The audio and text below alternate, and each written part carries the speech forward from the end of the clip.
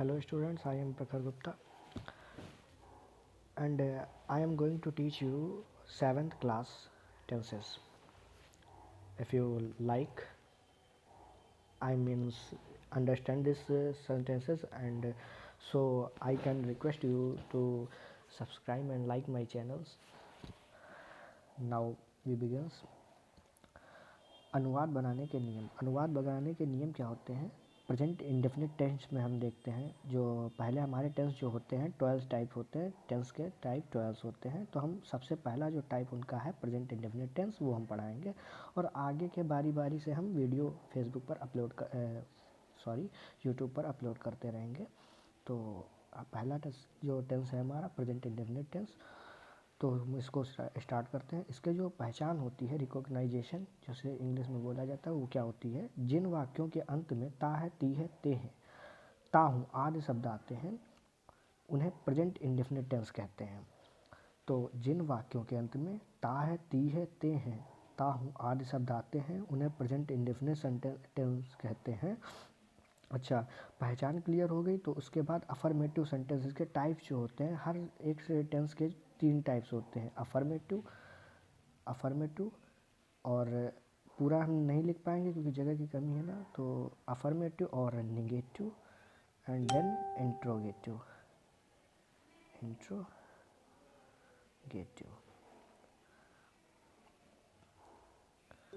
ये हमारे टाइप होते हैं। तो हम क्या करेंगे, अफर्मेटिव जो है, अफर्मेटिव इसमें पहले हम अफर्मेटिव बता रहे हैं, फिर निगेटिव भी बताएंगे और उसके बाद इंट्रोगेटिव से भी आपको इंट्रोड्यूस कराएंगे। सबसे पहले अफर्मेटिव क्या होता है, इनके रूल्स हैं। ये अफर्मेटिव तो हेडिंग है और यहाँ पर एक रूल्स हेडिंग समझ लीजिए, डाल लीजिए। तो आई, वी, यू, दे तथा बहुवचनकर्ताओं के साथ मेन वर्ब की फर्स्ट फॉर्म, मतलब जो I, we and you and they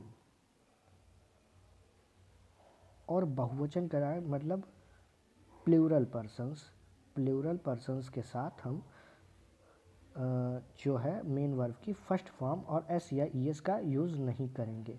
और इसके अपोजिट अगर वो ही, सी, इट और एक वचन करता हूँ मतलब सिंगुलर पर्सन के साथ हम मेन वर्ब की फर्स्ट फॉर्म में एस या ई एस का प्रयोग करते हैं।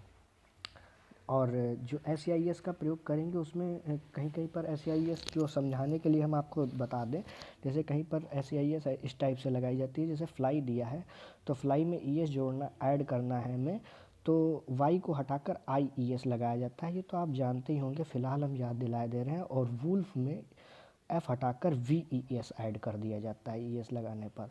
अच्छा, सब्जेक्ट सिंगुलर हो तो उसका स्ट्रक्चर कुछ इस तरह रहेगा, subject singular plus main verb की फर्स्ट फॉर्म और एस या ई एस नहीं, सॉरी, सब्जेक्ट सिंगुलर है तो मेन वर्ब की फर्स्ट फॉर्म रहेगी और एस या ई एस जो ये यहाँ दिया है रूल्स में वो और ऑब्जेक्ट रहेगा।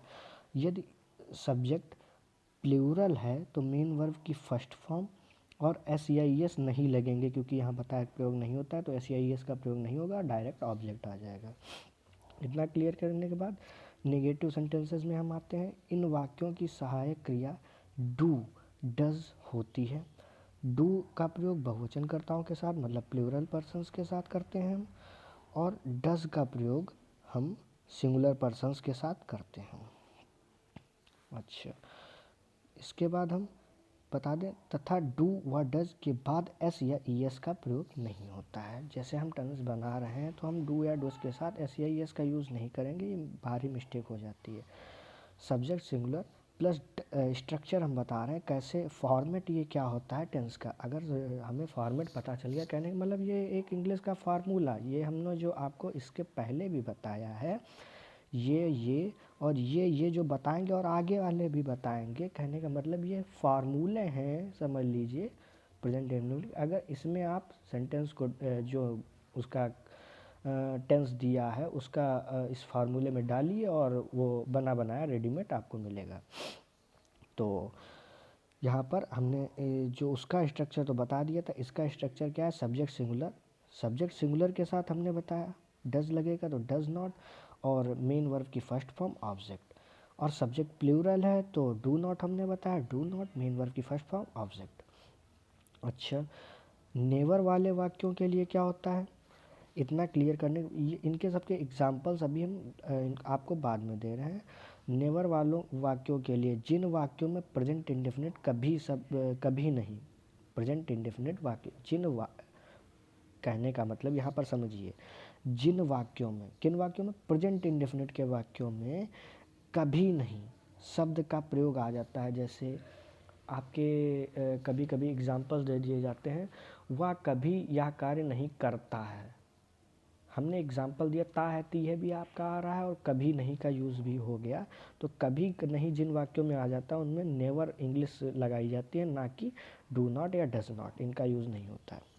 अच्छा, तो उसमें क्या होगा, सब्जेक्ट प्लूरल है तो नेवर लगेगा और मेन वर्ब की फर्स्ट फॉर्म ऑब्जेक्ट, और सब्जेक्ट सिंगुलर है तो नेवर लगेगा, मेन वर्ब की फर्स्ट फॉर्म और यस या यस ऑब्जेक्ट। अच्छा, ये एक ऐसे सेंटेंस मतलब ये एक ऐसा एक्सेप्शन है जो कहने का मतलब निगेटिव होने के बावजूद अफर्मेटिव वाले रूल्स फॉलो करते हैं, क्योंकि एस आई एस इसमें लगाने को भी बताया गया था और इन्होंने भी एस आई एस लगाने को बताया है।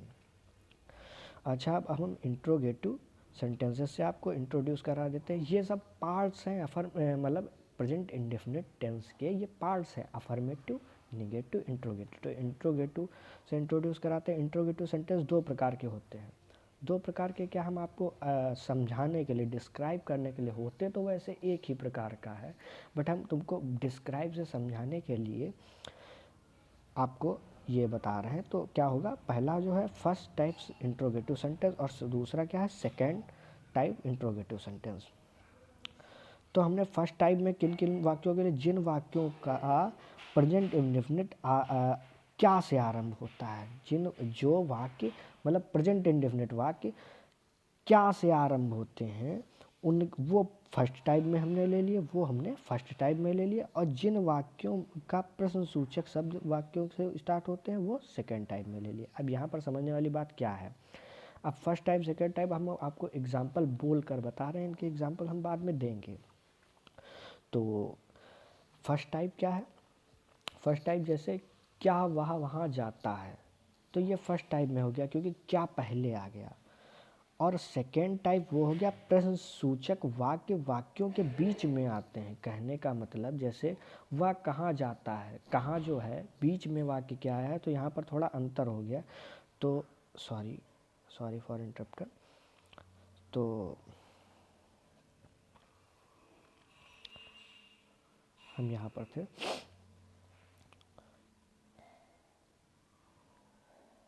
फर्स्ट टाइप आपको समझा रहे थे। तो यहाँ पर जो हमने बताया कि कहाँ जो है, यहाँ जो क्या आएगा वो सेंटेंस के स्टार्टिंग में आएगा, और यहाँ जो कहाँ आएगा सेकेंड टाइप में वो सेंटेंस के बीच में आएगा, छिपा होगा। अच्छा, तो इनका स्ट्रक्चर क्या रहेगा, डज सब्जेक्ट सिंगुलर, भाई सब्जेक्ट सिंगुलर के साथ डज लगता है, हमने बताया था, मेन वर्ब की फर्स्ट फॉर्म ऑब्जेक्ट। अच्छा, डू और सब्जेक्ट प्लूरल, मेन वर्ब की फर्स्ट फॉर्म और ऑब्जेक्ट रहेगा।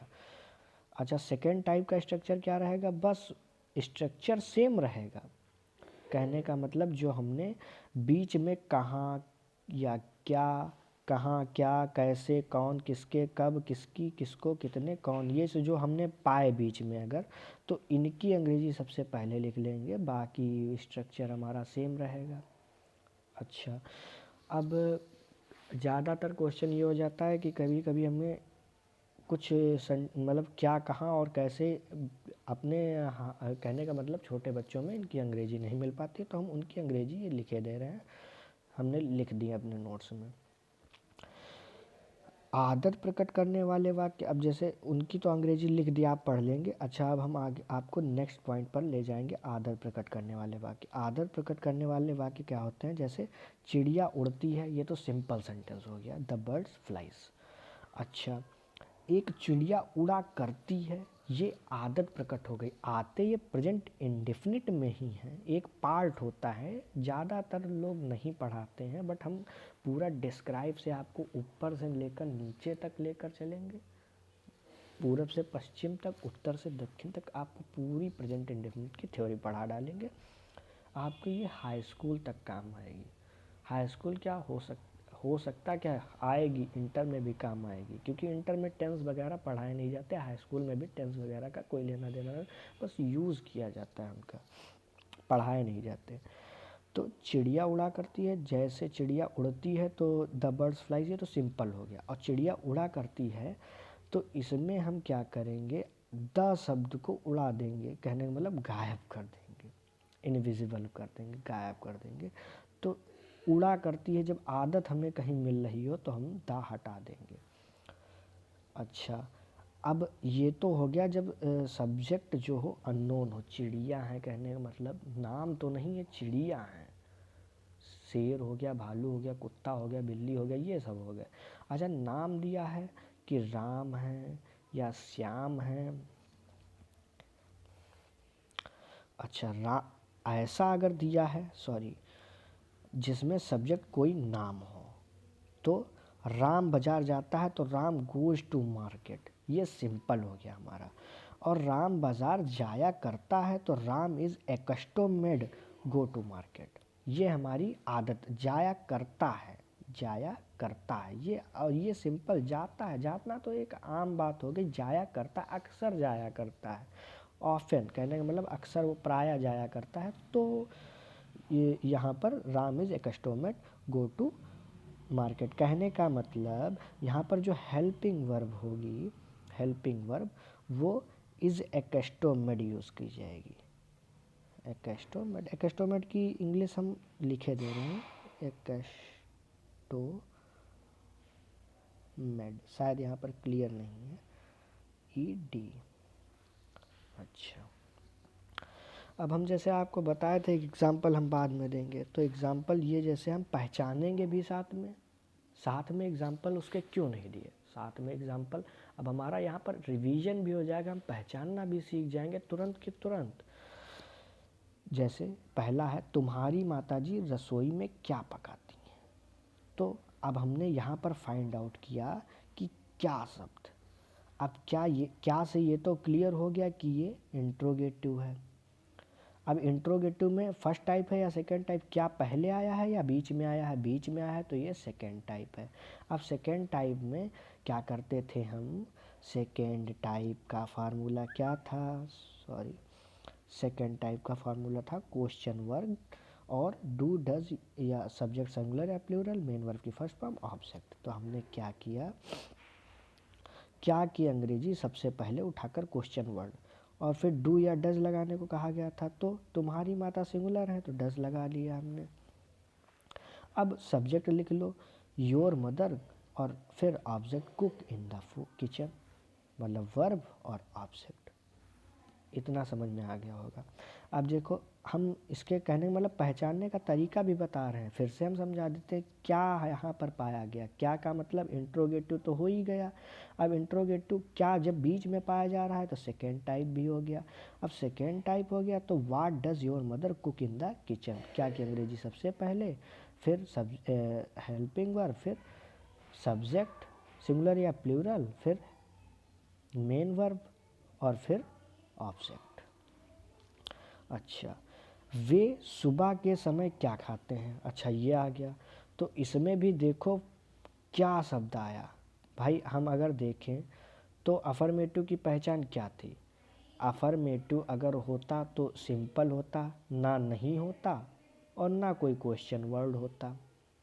अच्छा, यहाँ पर तो नहीं का तो यूज़ कोई नहीं है, बट क्वेश्चन वर्ड यहाँ पर आ गया, क्या, तो क्या की अंग्रेजी सेकेंड टाइप हो गया भाई, ये सेकेंड टाइप हो गया। तो हम सबसे पहले व्हाट, फिर do they eat at morning time. अब समय से पहले एक प्रीपोजिशन एट लगता है, ये आप दिमाग में बैठा लीजिए। तो यहाँ पर what do they eat at morning time, eat और ये इसको गौर करियो, मेन वर्ब की फर्स्ट फॉर्म, और SEIS का यूज़ नहीं होगा, ये गलती मत करियो। अच्छा, तुम क्या करते हो, क्या इसमें भी आ गया, तो व्हाट डू यू डू। तुम कहाँ रहते हो, कहाँ, वेयर डू यू लिव। तुम क्या खाते हो, व्हाट डू यू ईट। तुम्हारे पापा क्या कहा करते हैं, सॉरी, तुम्हारे पापा कहाँ रहते हैं, सॉरी क्या हुआ, ये हमको लगता है इंटरप्शन है। क्या करते हैं, यहाँ पर हम कहाँ की जगह पर क्या लिख लेंगे, ये हमको लगता है प्रिंट में गड़बड़ हुई है। तो हम कहाँ करते हैं की जगह पर व्हाट, ये क्या है, इंग्लिश में उन्होंने व्हाट लिखा है, क्या की इंग्लिश लिखी है, बट यहाँ पर कहाँ कर दिया, सॉरी ये गलती हुई है। यहाँ पर आप इसको कट करके क्या लिख लेंगे, what does your father do. और वे कहाँ रहते हैं, वेयर डू दे लिव। वे की अंग्रेजी दे होती है और कहाँ वेयर। और ये जो क्वेश्चन वर्ड की इंग्लिश तो हमने आपको दिखाई थी कि हमने लिख रखी हैं ये, तो यहाँ से आप ले सकते हैं। अच्छा, वेयर डू दे लिव, हम क्यों नहीं पढ़ते हैं, क्यों आ गया, why do we not study. अच्छा एक चीज़ यहाँ पर ये गौर करिए ना कि जब नहीं आ जाए, मतलब इंट्रोगेटिव शब्द में सेकेंड टाइप हो या फर्स्ट टाइप, उससे लेना देना नहीं है हमारा। कहने का मतलब इंट्रोगेटिव सेंटेंस में निगेटिव भी, कहने का मतलब इंट्रोगेटिव प्लस निगेटिव दोनों चीज़ें ऐड हो जाएं, तो जो हमारा जो नहीं होता है, नॉट जो लगेगा, वो हमेशा सब्जेक्ट के तुरंत बाद, इमीडिएटली तुरंत बाद। ये आप अपने दिमाग में बसा लेना। अच्छा, फिर ये लड़के सड़क पर नहीं खेलते हैं, these boys do not play on the road. नहीं खेलते हैं, ये लड़के प्लूरल है, प्लूरल के साथ डू नॉट। फिर उसके बाद सोहन अपना पाठ याद नहीं करता है, Sohan does not learn his lesson. मैं नहीं जानता हूँ, आई डोंट नो। मैं नहीं जानता हूँ, गौर करना, आई डोंट नो। वे शाम को मैदान में हॉकी खेलते हैं, तो वे की दे लिख ली। और नहीं खेलते हैं कि दे के साथ डू नॉट। हाँ, खेलना की प्ले, हॉकी। अब इन द ग्राउंड, मैदान में, और शाम को तो इन द इवनिंग। अच्छा, वह बेईमानों से घृणा नहीं करता है, वह बेईमानों से घृणा नहीं करता है, तो वह की अंग्रेजी ही। नहीं करता है, does not hate dishonest person. Hate to dishonest person भी हम लिख सकते हैं। मेरी माँ मुझसे बहुत प्यार करती है, तो माई मदर, ये तो बात सही है, मेरी माँ मुझसे बहुत प्यार करती है, तो माई मदर। अब माई मदर से कंफ्यूज माई में मत हो जाना, माई मदर तो अकेली ही है, माँ 32 थोड़ी ना होती हैं किसी की, माई मदर सिंगुलर ही है, तो इसके लिए हम साथ में डज नॉट।